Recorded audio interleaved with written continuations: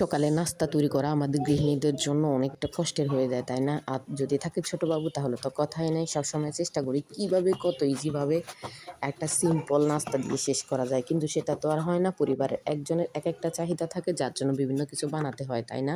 এই তো সকাল সকাল উঠে পড়লাম রুটি বানাতে। অবশ্য একজন রুটি খেয়েছে, আবার সেই একজন পরোটা খেয়েছে। যাই হোক, এভাবে মিলেমিশে বানিয়ে ফেললাম।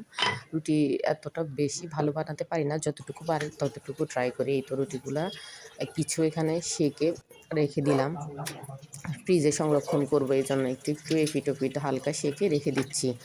এভাবে করে বেশ কয়েকটা রুটি একসাথে বানিয়ে নিলে পরে সুবিধা হয়, তাই না? এই তো একটু একটু এপিঠ ওপিঠ সেঁকে তুলে নিচ্ছিলাম রুটিগুলো।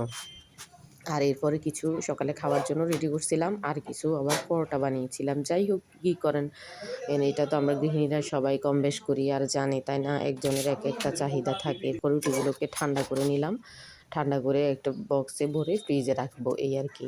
তারপরে আগের একটু ভাজি ছিল, সেটা দিয়ে আমি খেয়ে নিচ্ছিলাম। আবার এই তো ফ্রিজে রাখার জন্য বক্সে ভরে নিচ্ছি। এরপরে ঢাকনা আর উপরে আরও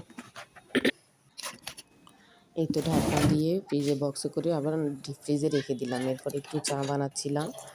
কেউ শুধু দুধ দিয়ে খেয়েছে, কারোর জন্য দুধ চা বানিয়েছি। যাই হোক, এভাবে মিলেমিশে একটু ভাজি আর এখানে চাটা ঢেলে নিচ্ছিলাম। এই তো মিলেমিশে একটা প্লেটে সার্ভ করে নিলাম। এই তো আমার হাবির জন্য মিল্ক দিয়ে রেডি করলাম। এভাবে এরপর আমি একটু খাচ্ছিলাম, সেটারও একটু ক্লিপ করে রাখলাম। এইভাবেই সকালটা চললো।